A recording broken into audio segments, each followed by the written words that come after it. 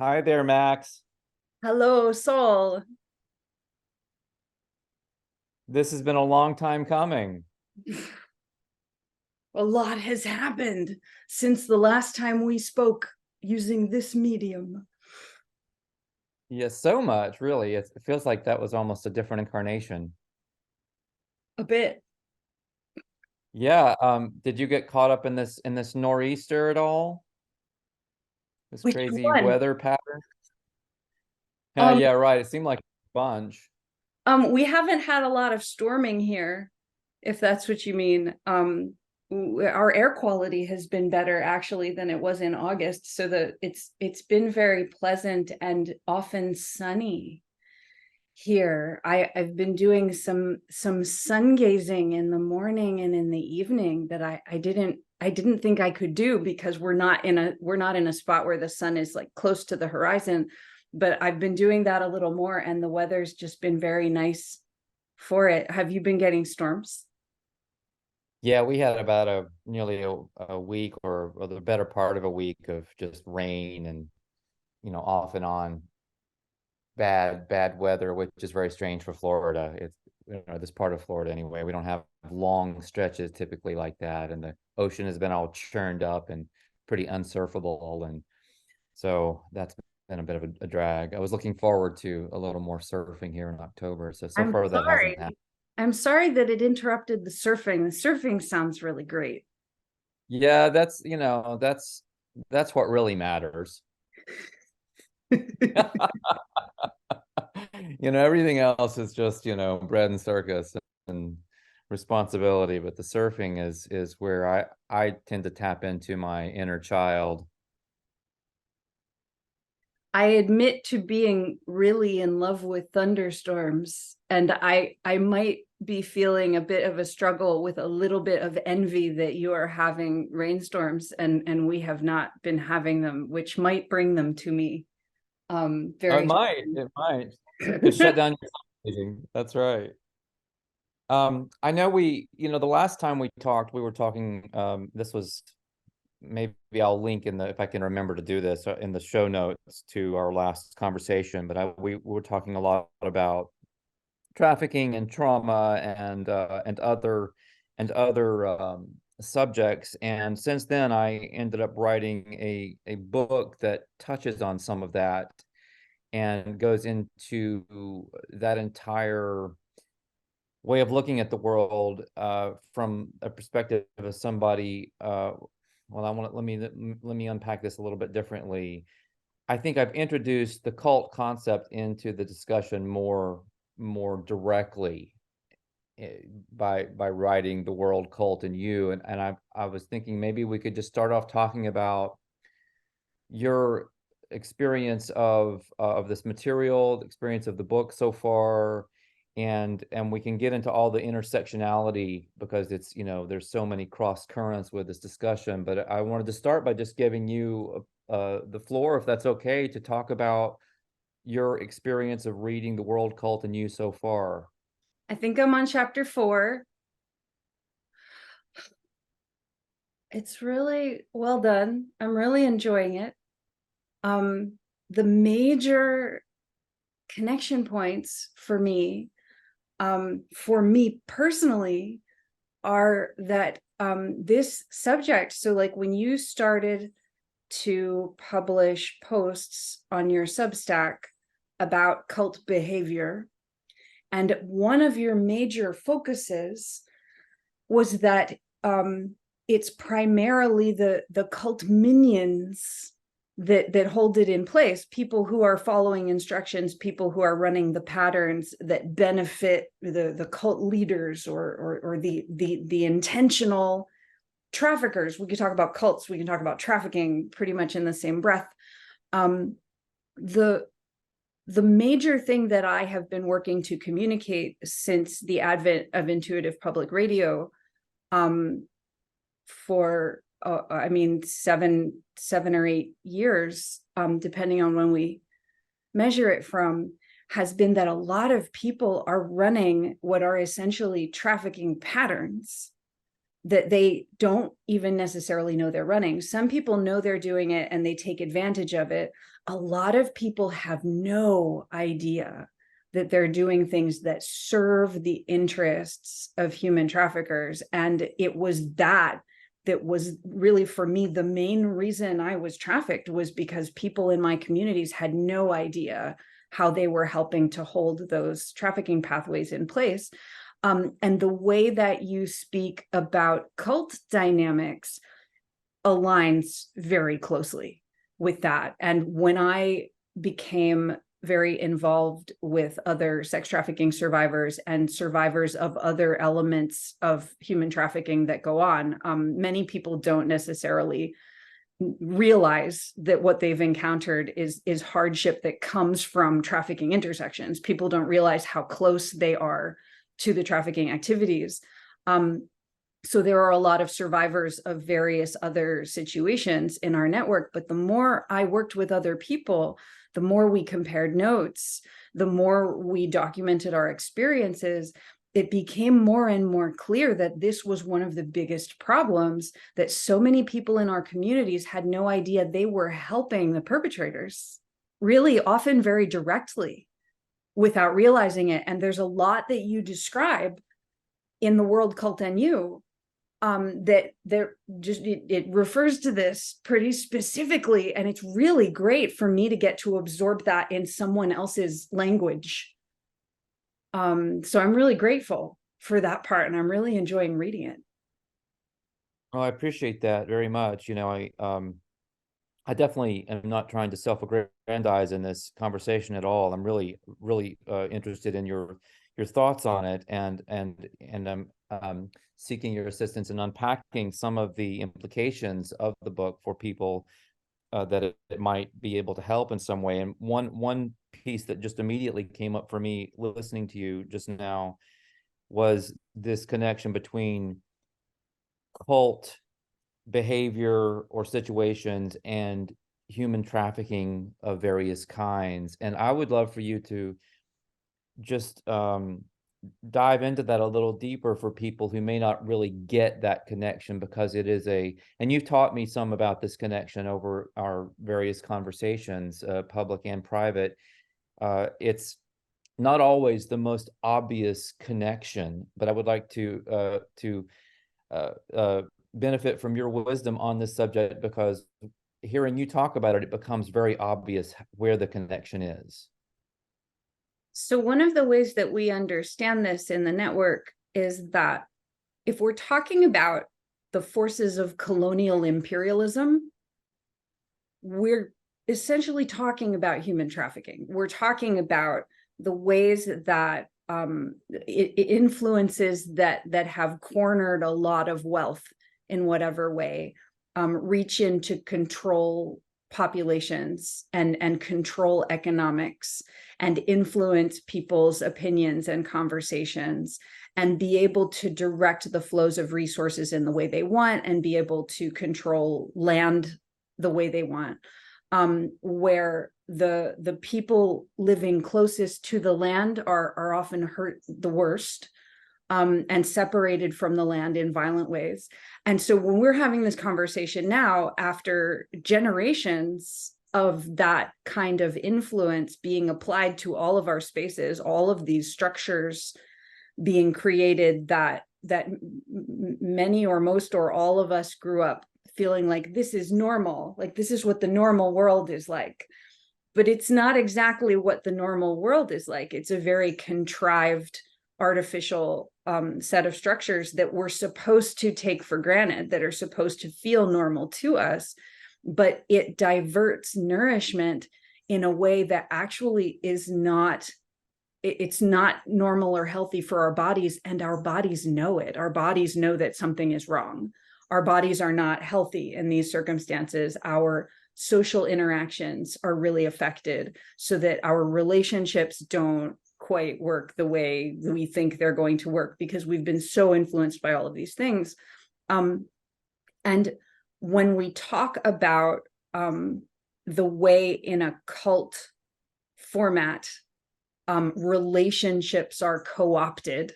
There is abusiveness, there is being forced to do something in a certain way that doesn't necessarily benefit you or include your interests or your well-being, having your labor or your energy or your resources extracted from you. It's not consensual, it's not sovereign, and you may or may not be very clear on what kind of violence you're experiencing, because we're not allowed to say that it's violent. Those are the kinds of circumstances that trafficking influences thrive in. Trafficking operatives and predatory opportunists can step into a substrate like that and take advantage of almost anybody they want, because everybody is so disconnected from their bodies, from their natural forms of nourishment, from the true idea of a community body, not what we've come to think of as community, but people living closely with the land and preparing meals together and singing songs together and telling stories as a way of communicating wisdom through the generations of staying connected to our ancestors.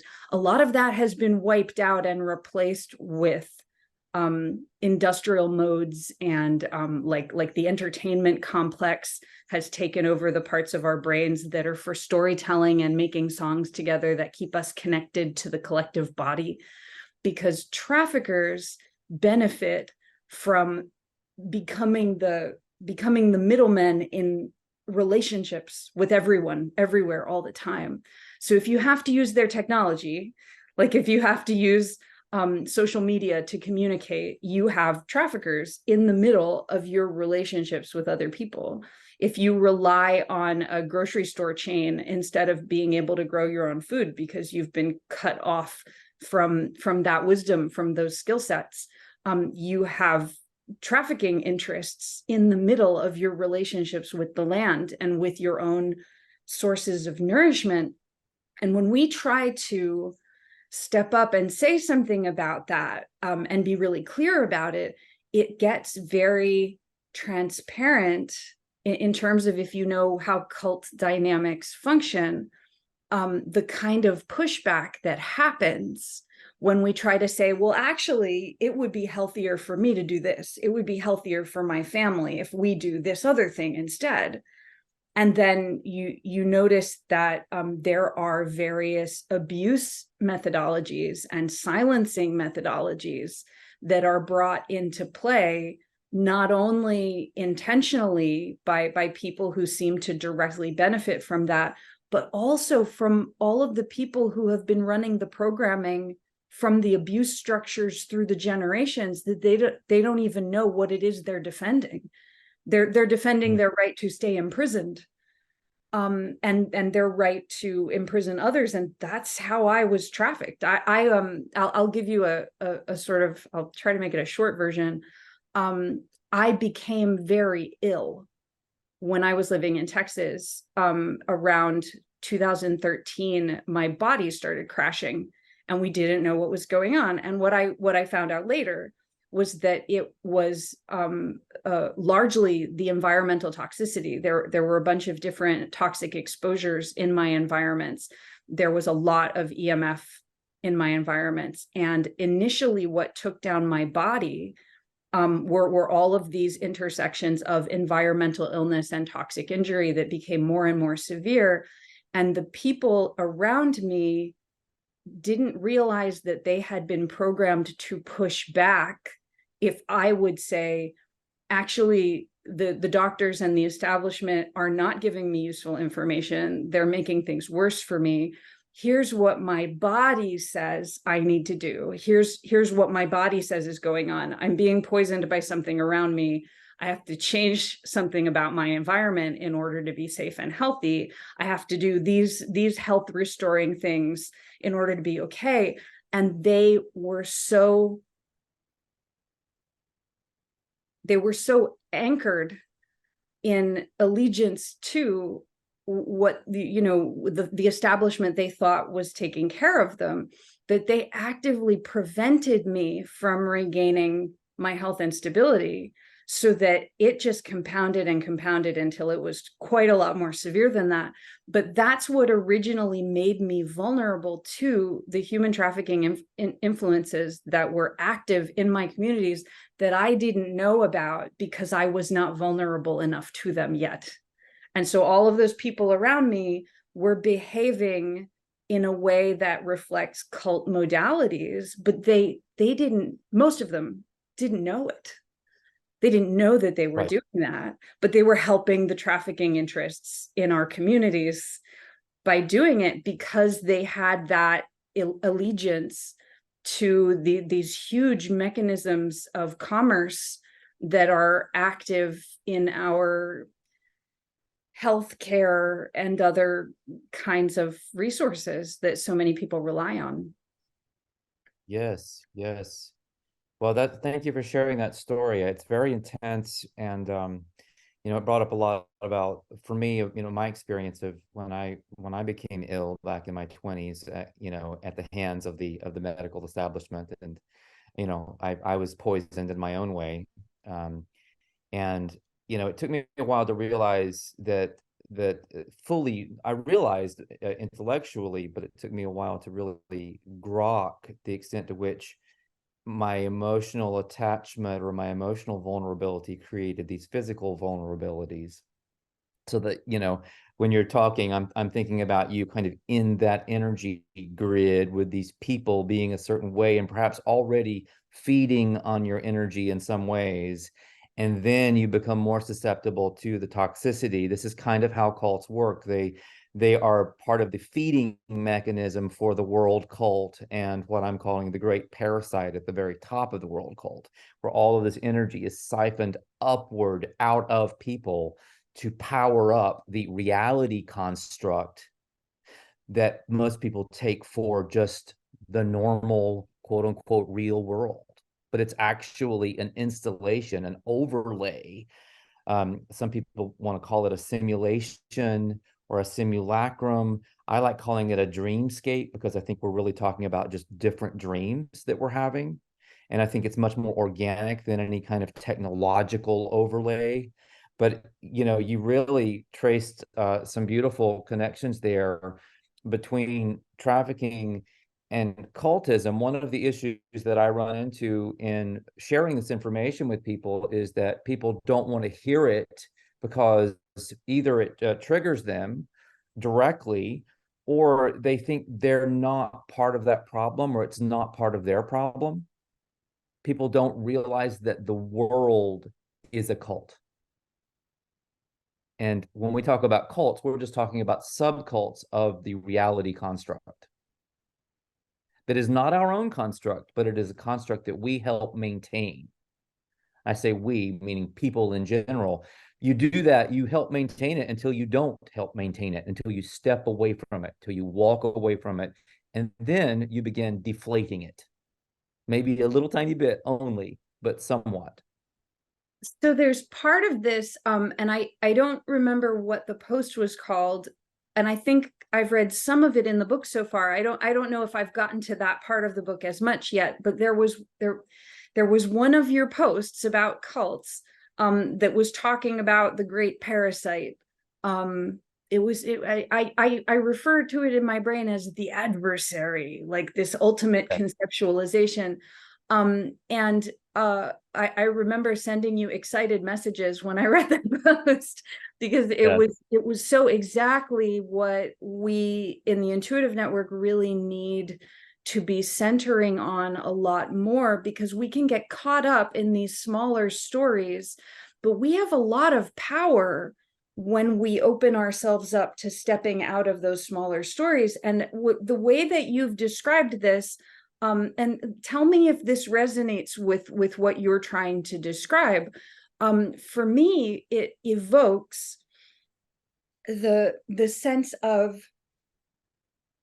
if we are all part of the greatest possible conceptualization of a living organism that is all things and all absence of things, all at once, this whole massive unknowable living organism that we are all part of, and there is a oneness.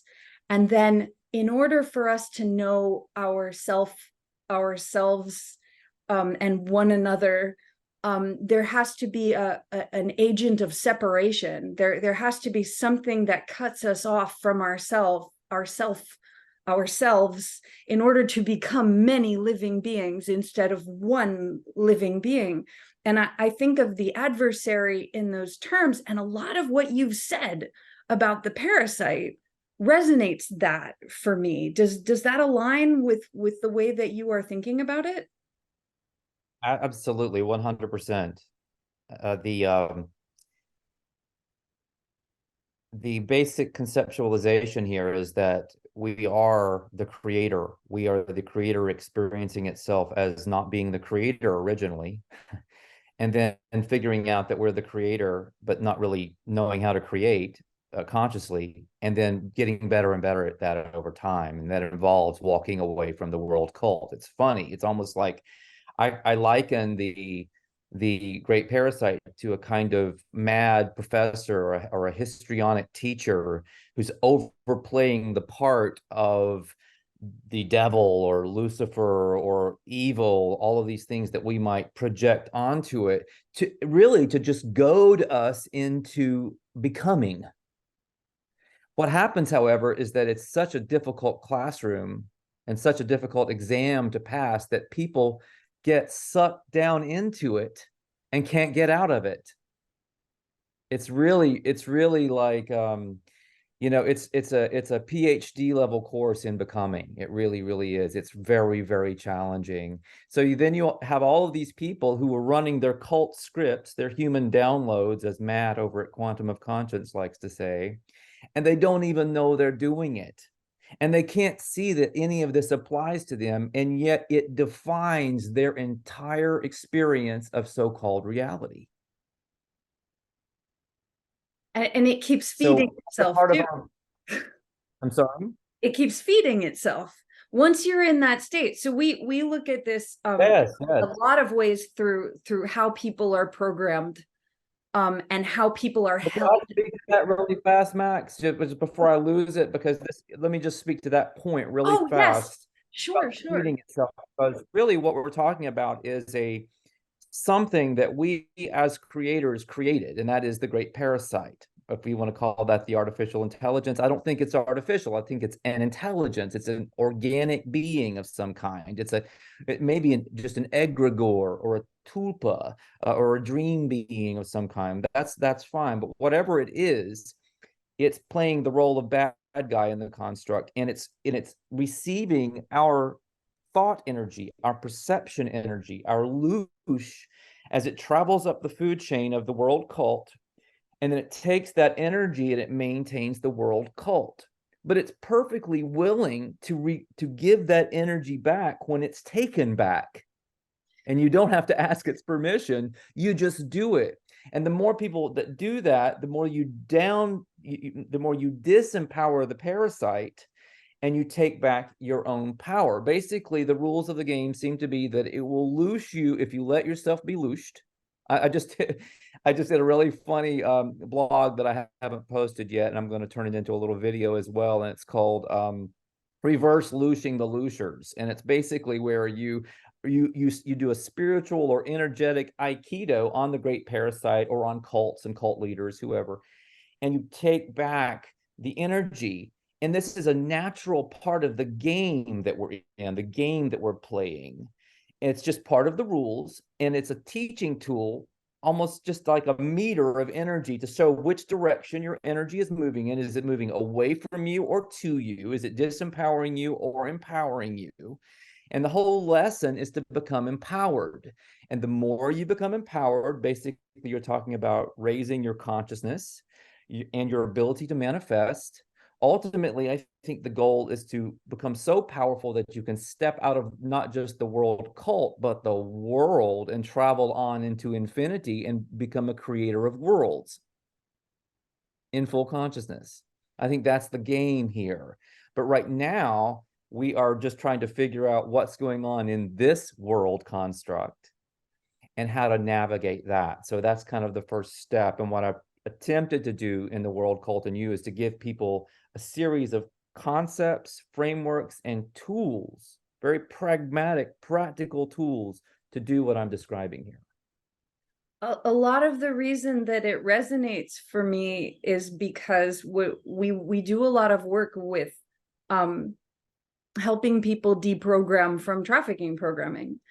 And it really does require that kind of conscientiousness, at least from people helping others deprogram, and then increasingly from the person who's deprogramming themselves after having gotten some leverage points in it. But one of the reasons that I and others have found so much value in your work is that there's a lot that you verbalize that helps to anchor what releases those forms of cult programming or trafficking programming.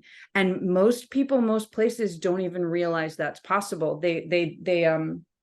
People tend to reject and exile one another instead of realizing that a program is being run, because they just don't know what to do. But it's actually really possible for us to support one another and support ourselves in creating our own world from within the world construct that is unfortunately very problematic. But it's teaching us such powerful things. We can do more and more with that, the more aware we are of it, and repairing our language neurology has been a huge part of that, because cults and traffickers destroy relational verbal neurology as part of holding people in place. So your language structures, we have added into our awareness of how we can conceptualize these things and tell one another about them and represent our own experiences. That releases people from cult violence. It's super, super nifty.